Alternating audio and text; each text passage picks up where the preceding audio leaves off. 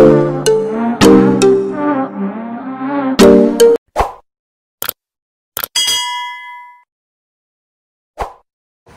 mga sisi! So ayan, kagigising. Hindi naman kagigising. So good morning sa lahat! Good morning everybody! So maggagawa ko ng breakfast ng aking anak. Actually, meron akong napaso yung aking kamay sa pagluto ko ng ewan ko kung ano niluto ko kahapon. So gagawa ako ng breakfast ng aking anak. So, gusto niya daw creamy na sandwich. Pero, gusto niya din ng peanut butter. So gagawa ko ng half. Gawin ko half na sandwich. Kasi, hindi niya naman mauubos eh. So, i-half ko na lang yung sandwich.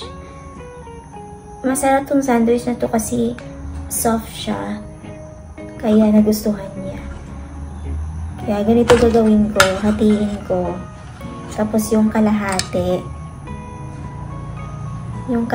lagyan ko siya ng mayonnaise. Veg mayonnaise po itong ginagamit namin. Ayan, lagyan ko siya ng half. Kasi sa na oras eh, hindi niya naman ito mauubos.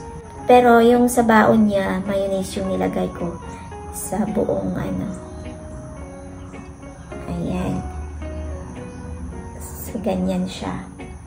And then, on the other half, lagyan ko siya ng, so, dito na natin, diba, ipahit. Siya lang naman kakain. Lagyan ko siya ng peanut butter. Actually, favorite niya ang peanut butter. Ngatin eh. Ay, sorry. Wala namang germs yan. Favorite niya yung peanut butter na kakainin lang. Pero sabi ko, sasakit yung tiyan mo kapag kakainin mo lang yung peanut butter. Yung paus ko, hindi pa rin talaga namamalat pa rin talaga yung lalamunan ko. Dahil siguro sa gamot na iniinom ko. So, sa Thursday, babalik kami dun sa doc ko. Gusto ko pa sanang matulog. Kaso lang, meron tayong estudyante, kaya kailangan natin gumising ng maaga. Sila biyanan ang pati din ko mamaya sumakit yung likod ko kasi ako yung nagbuhat kahapon. Bawal pa ako kumain eh. Hindi pa ako nakainom ng gamot. So ayan, dalawang sandwich. Meron na siyang, meron na siya dito. Ilagay ko na lang sa kanyang bag. Ready ko na lang sa kanyang bag. Gaya natin sa kanyang nanonood na naman siya ng TV. This is the mayonnaise sandwich and this is the peanut butter half. Okay? You try it first, the other one. You try it first. Yummy? Try it. Mommy, where's mommy? Mommy put here. Ayan. You don't want? I don't want. You don't want? You told me you want. You want this? No. Okay. Yung ending, ilagay ko na lang sa yung peanut butter. Sa kanyang tiffin box, sa kanyang baon. Tapos yung ilagay ko na lang. Kasi yung baon niya dito is puro sandwich yung baon niya. So, lagyan ko siya ng Yakult. Merong Yakult dito.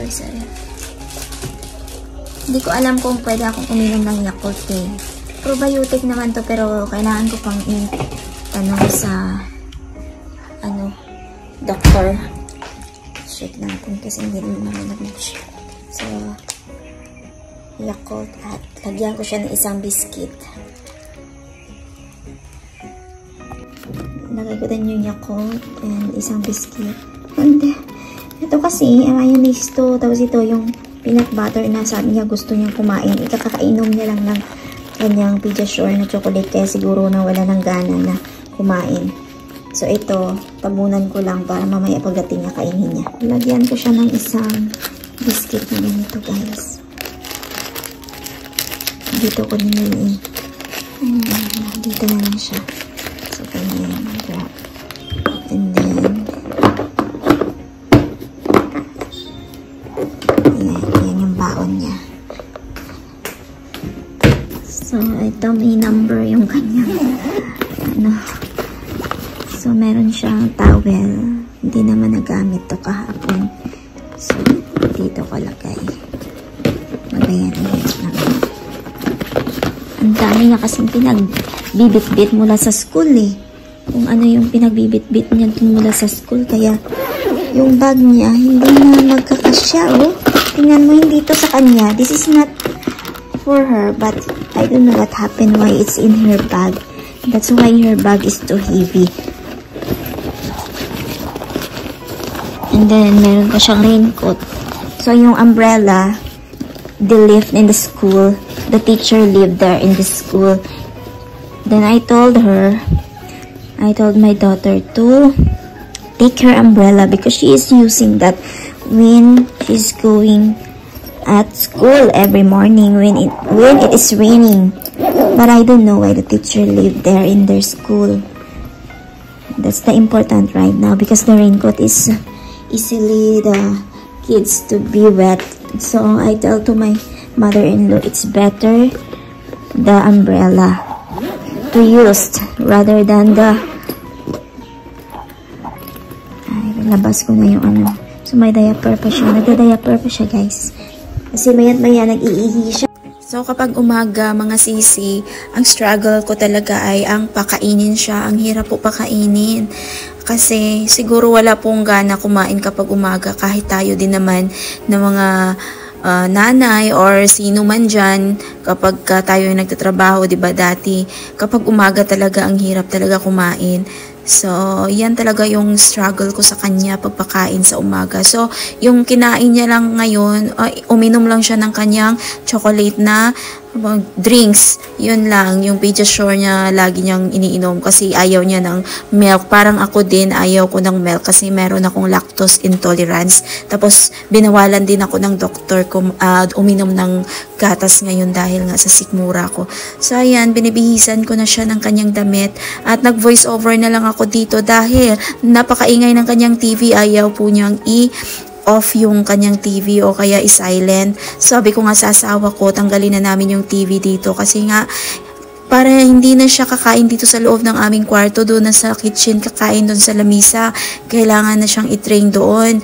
Ayaw naman ng asawa ko kasi kapag dumadating yung asawa ko dito, kapag umuwi pala siya, nanonood siya ng TV dito sa kwarto namin. Kaya sabi niya sa akin, bibili na lang tayo ng TV para sa labas. Sabi ko, huwag na, dubli-dubli na, iba din yung TV doon sa kwarto nila Biyanan. Sa kwarto nila Biyanan, malaki din yung TV nila, mas malaki pa sa TV namin. Kaya kapag nanonood ang aking mga biyanan ng kanilang paboritong teleserye o kaya drama, ay napakalakas naman. Kaya kahit na i-close ko ang aming kwarto na tawag nun, bintana, tsaka yung door namin, nako, dinig na dinig. Kaya minsan nilalabasan ko, tsaka sasabihan ko sila na pakahinaan kasi matulog na nga kami. Kasi ako nahirapan talaga ako dati matulog. Mabuti ngayon na yung medyo gumagaling na ako, salamat sa Lord na gumagaling na ako, hindi na ako nahirapan matulog sa gabi. Kaya yan kami every morning, binibihisan ko, pinapakain ko, gumigising ako ng 7:40. Dati nauna pa ako sa alarm ko. So ayan, tapos na siyang magbihis at inaayusan ko na lang siya at ayan, suot na lang siya ng sapatos at aalis na sila. So, ang daddy at ang mami ang maghahatid sa kanya kasi sumakit yung likod ko kasi ako yung naghatid at nagsundo ng 2 araw sa kanya nakaraan. Kaya sabi ko sa mami at saka sa daddy, sabi ko hindi ko kayang buhatin siya. Tapos may payong pa na mabigat kasi ang laki ng payong na binili ng daddy para sa ngayong rainy season.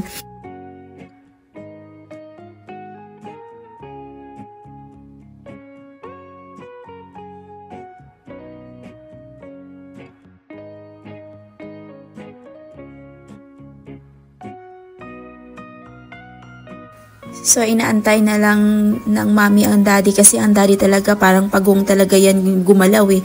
Kaya sabi ko, ano oras na kasi may tracker nga pero hindi ngayon gumagana yung kanilang bus tracker kasi nga ewan ko baka napunde or walang wifi, ewan ko ba baka kasi dahil maulan.